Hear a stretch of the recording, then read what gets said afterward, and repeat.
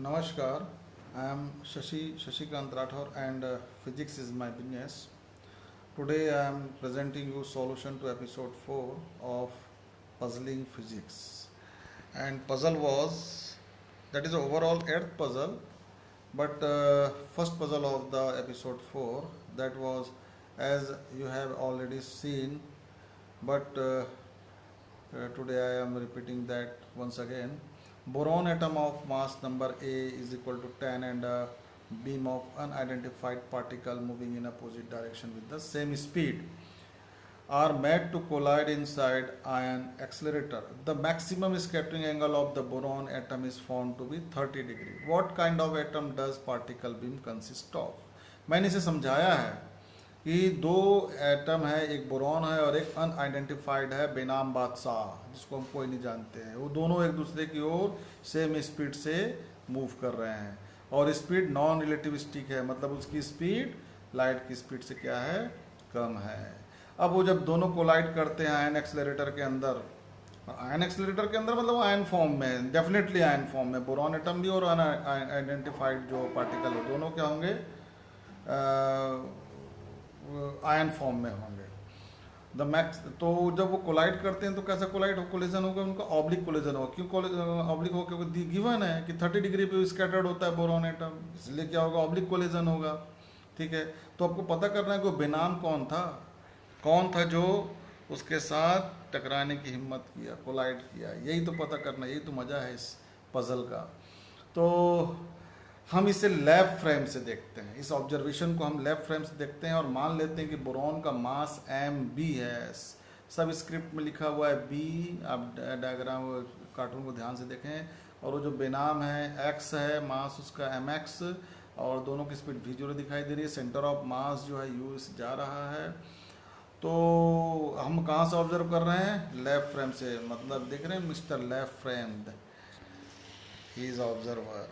सो अब ये जब लेफ्ट फ्रेम में दोनों एक दूसरे के अपोजिट डायरेक्शन में जा रहे हैं, तो लेफ्ट फ्रेम के हिसाब से हम चलें तो सेंटर ऑफ मास का जो मोमेंटम है वो क्या होगा, MB plus MX into you, bracket में है, दिख रहा है डायग्राम में आप लोगों को। The velocity of centre of mass of two particle is not change by their collision, for the collision does not change the total momentum of the system of the two particles, only distribution of momentum of the particles.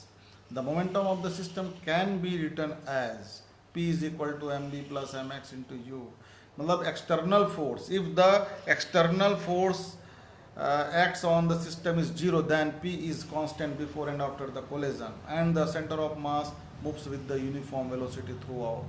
By the conservation of momentum for the left frame, remember this, for what we have to calculate this left frame, मतलब who observe this, Mr. left frame, MB plus MX into U is the total momentum of the center of mass, and MB V0 minus MX V0 is a, why here a negative sign are come, because this MX is moving in opposite direction.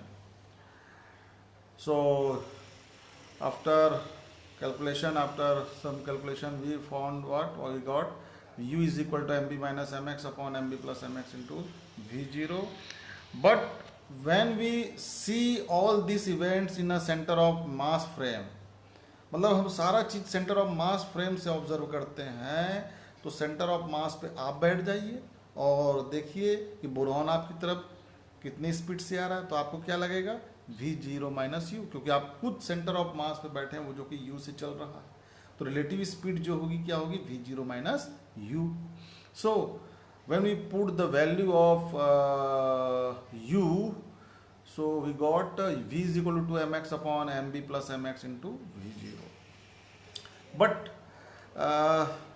suppose if we choose the center of mass frame here, center of mass frame, the velocity of center of mass is 0, then momentum of the center of mass is 0 for who is observe the system, who is observe the collision from the center of mass frame.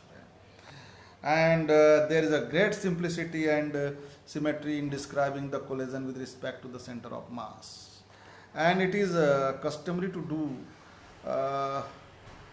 in the nuclear physics. for whether collisions are elastic or inelastic, momentum is conserved. And in the center of mass frame, the total momentum is 0. So according to the conservation of energy, magnitude of momentum and therefore the velocity of each particle must be same before and after the collision. Only their direction can change. Only their direction can change. And what we see from the left frame, हो सकता है कभी आपको frame पे discuss करना है सारा, तो बोलेंगे तो मैं वो भी डिस्कस करूंगा कि what is frame and why we choose this frame to observe the system, observe the event, observe anything. Left frame से हम देखते हैं तो बोरॉन मूव कर रहा है राइट साइड, जैसे डायग्राम में दिखाई दे रहा है, और एमएक्स जो मूव कर रहा है आइडेंटिफाइड पार्टिकल है लेफ्ट साइड, और after collision they got scattered in like that as shown in figure। और जो ऊपर की ओर बोरॉन जा रहा है वो समझ लो कि इनिशियल डायरेक्शन से मैक्सिमम कितना है according to the question 30 degree. कितना है? 30 डिग्री है। तो बोरॉन आप देख रहे हैं कि 30 डिग्री पे, क्वेश्चन पे भी ऐसा हमने कहा है, तो 30 डिग्री पे वो स्कैटर्ड हो सकता है।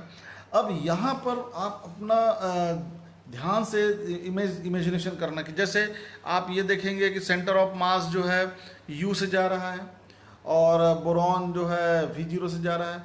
आफ्टर कोलिजन ये सीधे सीधे नहीं चलने वाले हैं, ये क्या ऑब्लिक कोलिजन है, इनका डायरेक्शन बदलेगा, इनका डायरेक्शन बदलेगा। और सेंटर ऑफ मास से भी वो क्या दिखाई दे रहा है, V0 माइनस यू दिखाई दे रहा है उसको। बोरॉन का स्पीड कितना दिखाई दे रहा है, बोरॉन एटम का V0 माइनस यू। और आफ्टर कोलिजन कैसा दिखाई देगा सोचो। सेंटर ऑफ मास का डायरेक्शन तो चेंज होना नहीं है, सेंटर ऑफ मास पे चूंकि एक्सटर्नल फोर्स है नहीं, तो before and after the collision वो सेम होना है ना, ये तो हम जानते हैं। तो जब वो सेम होना है तो यहाँ पर से लैब वाले को क्या दिखाई देता होगा, जरा उसके दिल के बारे में सोचो, वो क्या सोचता होगा, उसको कैसा ऑब्जर्वेशन चल रहा है। यही पर मजा है, इसी को आपको देखिए। अब ये आप जैसे v इज इक्वल टू यहाँ पर दिखाई दे रहा है सेंटर ऑफ मास फ्रेम से v is equal to V0 minus u. इसमें यदि मैं u ऐड कर दूं तो फिर से हम किस में आ जाएंगे, लेफ्ट फ्रेम में आ जाएंगे। उस v में हम क्या ये ऐड कर दें, v में u को ऐड कर दें तो किस में आ जाएंगे, लेफ्ट फ्रेम में आ जाएंगे। और वो बिफोर एंड आफ्टर क्या होगा, चेंज होना नहीं है ना। बिफोर एंड आफ्टर वो क्या होना है, चेंज नहीं होना है। लिखा है ना भाई कि we can return the left frame by adding u, and u means not u means u later, the relative velocity of the frame to the center of mass velocity vector. In the left frame, the velocity of the boron atom after scattering u plus v is a vector pointing to some point on the circle shown in figure। Circle बनाने का मकसद है कि ये maximum scattering angle दिया हुआ है, तो मैक्सिमम स्कैटरिंग एंगल पे हम लेकर चलेंगे तो वो एक सर्कल फॉर्म करेंगे, वो 30 डिग्री का बनेगा। यहाँ पर जो टेंजेंट है उससे कम हो सकते हैं, और बहुत सारे बोरॉन एटम होंगे उससे कम पे स्कैटर्ड होंगे, लेकिन कुछ बोरॉन एटम होंगे जो मैक्सिमम कहाँ तक जाएंगे, 30 तक जाएंगे, तो उनके सर्कल छोटे होंगे। ठीक है, तो ये मैक्सिमम पे हम लेकर चल रहे हैं। और मैक्सिमम कंडीशन पे आप देख रहे हैं कि ये जो v है उस tangent u plus v, diagram में मैंने लिखा नहीं है, u और वेक्टर और v वेक्टर दिखाई दे रहे हैं, दोनों को ऐड करेंगे u प्लस v, तो कौन सा होगा, ऊपर वाला जो टेंजेंट लाइन दिखाई दे रहा है वो होगा है ना। तो u प्लस v जो है वो जो वेक्टर दिखाई दे जो है वो उस पर कौन परपेंडिकुलर होगा, v रेडियल है ना, रेडियस है वो। तो अब यहाँ पर u का मैं वर्टिकल कंपोनेंट लेके चलता हूँ। u का मैं यदि वर्टिकल कंपोनेंट लेता हूँ u sin 30, तो ये मैग्नीट्यूड u sin 30 का मैग्नीट्यूड और v का जो मैग्नीट्यूड है क्या होगा, सेम होगा। ठीक है भाई, मैं इसको इंग्लिश में बोल देता हूँ, मैंने लिखा है। तो the maximum angle between the final initial velocities of boron atom occurs if u plus v is tangential to this circle of radius v, and that is v is perpendicular to u plus v। in this case v जो है u sin 30 के बराबर होगा। Magnitude form में बात कर रहा हूँ मैं, आप डायग्राम को जरा ध्यान से देख लें। u sin 30 नीचे जा रहा है और v ऊपर की ओर दिख रहा है डायग्राम में, तो u का जो वर्टिकल कंपोनेंट है वो u sin 30 मैग्नीट्यूड में वो सेम होगा। तो v की वैल्यू हम रख दिए, कैलकुलेट किए ना पहले, v कहाँ पर कैलकुलेट किए, v is the velocity of boron with respect to the center of mass। तो हमने कैलकुलेट किया, क्या मिला था, 2mx upon mb plus mx into v0, और u इज द स्पीड या वेलोसिटी ऑफ सेंटर ऑफ मास। ये भी हमने सबसे पहले कैलकुलेट किया था किस फ्रेम से, लेफ्ट फ्रेम पे हमने कैलकुलेट किया था इसको, m b minus m x upon m b plus m x into v zero sine 31/2। Solve करेंगे तो क्या मिलेगा, what we got, m x is equal to m b upon 5।